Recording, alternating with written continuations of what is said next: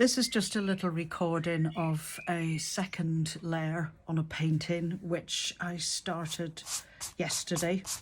I'm going to show how I build up on the painting. I've talked about it a lot, but this is actually a chance to see it. So I'm going to start by, I'm going to wet the whole painting. It's a lovely soft brush, so it's quite gentle on the paper. Oh, I haven't wet the back, which usually helps it not to buckle while I'm painting. So we'll just, you don't need to put that much on the back, it's just enough to stabilise it. Check I haven't picked up any fluff. A little bit there. This is a really soft brush, so generally I don't advise going over it too much. I'm also barely touching the paper, but it's quite glossy now. So I've already thought about my aims, which is just to get these clouds sort of coming more towards me and getting some of the lines on the beach there. I'll start with the clouds. I'm just going to revisit some of the colours from the original photograph, and that's not far off, so I'm going to stick with my Payne's Grey. I'm just mixing that in my palette now. We'll just get a bit here. Now, what I want to do actually is just make this a bit darker up here, because this is closer. You think of the sky like a ceiling, but technique-wise, which is really why I'm painting it, I'm just really just going back over each bit that I've mapped out and adding in a little bit more tone. So again, it's just sort of tapping the brush, sometimes rubbing some paint in. So that's just hopefully going to give it a little bit more distance, and put a little bit there. I'm sort of muttering to myself as I paint. That's not off-putting. There we go. Right, just added in a few more tones there. Just go over to the other side and do the same here. Just make it a little bit darker there. There's a couple of little clouds coming down here. Pop those in. Make these stand out a bit more. Lots of little spotty clouds here. So you can sort of keep going as the water sinks in to the painting. Your marks will sort of stay put a bit more till eventually the paper starts to dry. And of course you can use a smaller brush.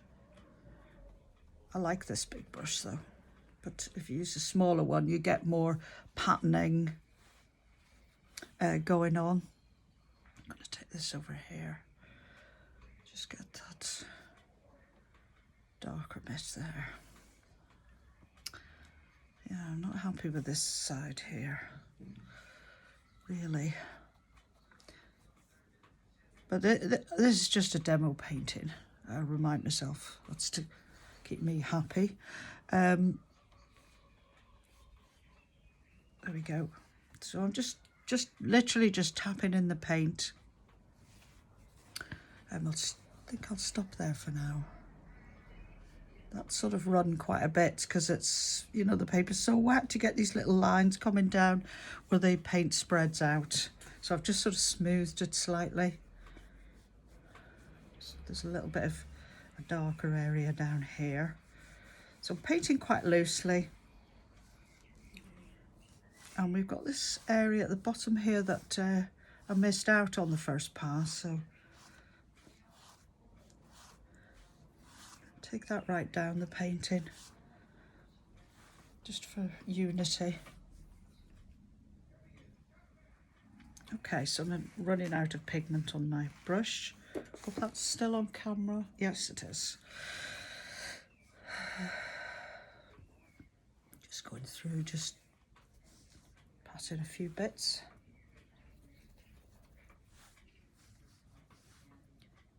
And there's a really quite a big dark bit up here. That's good. That brings that a little bit closer to my eye anyway. Okay. Now the bottom bit, I'm going to have to wait for that to dry. That'll be like a third area. I've just picked up a little bit of blue here for the bottom. I'm not worried about overlapping the horizon, by the way, because I fix that afterwards. I quite like those little bits that came up into the sky when I was painting it yesterday. So I'm using these sweeping movements now.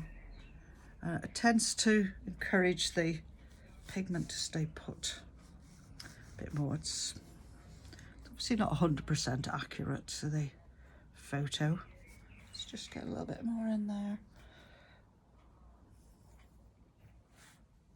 Yeah, just there. It's not spreading as much now.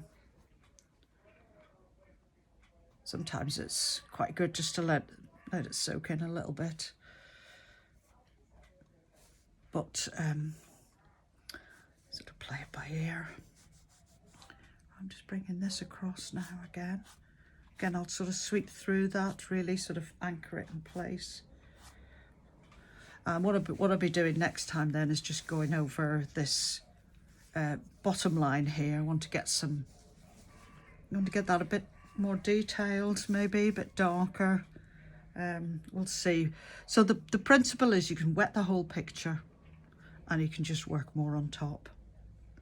I'll do another one of these where I'll work wet on dry rather than soaking the whole paper. That'll be for different reasons. We've just seen a bit I want to change. Yeah, that's just a bit prominent, that highlight there. I think it's annoying me a bit. So. There we go. It's nice to have a little bit of an edge. And I think it actually...